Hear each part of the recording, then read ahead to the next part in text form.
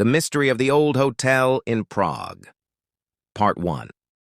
Julia, a French photographer, had traveled to Prague for an art project. She loved old architecture and wanted to photograph historical buildings.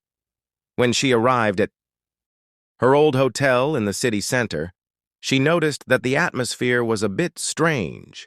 The hallways were narrow and dimly lit, and there was a particular silence in the building. On the first night, while reviewing her photos, she heard a soft noise from the hallway. She opened the door, but no one was there. The next morning, she asked the hotel clerk, "Does this old hotel have a story?" The elderly man behind the counter smiled and said, "Maybe. Some say this place has secrets." Part 2. Julia felt a strong sense of curiosity. She decided to research the history of the hotel. In a small library, she found a book about Prague's old buildings. When she opened the page about the hotel, she came across a strange story. About 100 years ago, this hotel was the home of a wealthy nobleman who suddenly disappeared. People said he was seen at his window one night, but no one ever saw him again. Julia carefully examined her photos. In one of them, a shadow appeared in the window of one of the rooms. Part 3. Julia looked at the photo more closely. The shadow wasn't clear, but it seemed to be the shape of a man. She decided to go to the same room and see it up close. When she reached the reception, she asked, "Can I see room 317? The man behind the counter hesitated and said, "That room is closed." Julia was surprised and asked, "Why? Is someone staying there?" The man replied in a calm voice, "No, but it has been locked for years." Julia's curiosity grew stronger. Why would a room in a hotel stay locked for years? Part 4. Julia couldn't stop thinking about room 317. At midnight, she took her camera and went to the third floor. The hallway was dark and silent.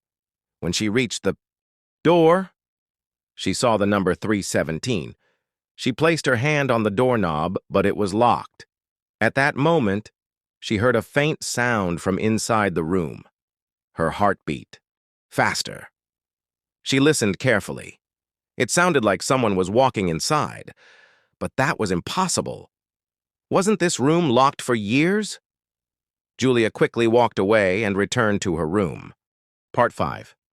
The next morning, Julia decided to talk to an old hotel employee. A man named Thomas, who had worked there for years, told her, "Room 317 has many stories." "Some say the nobleman's ghost is still there," Julia asked. "Why is the room locked?" Thomas looked at her seriously and said, "Because guests who stayed there reported strange things. Doors opened and closed by themselves. Strange noises were heard." Julia felt she had to find a way to enter that room. Part 6. Julia waited until night.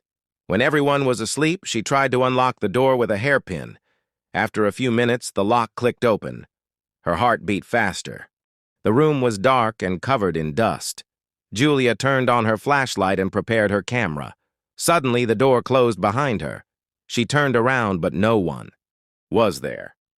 She shivered, but decided to take pictures. When the camera flash lit up, she saw something in the corner of the room. Part 7. Julia held her breath. In the corner of the room, there was an old chair. But what shocked her was a shadow on the wall that looked like a man.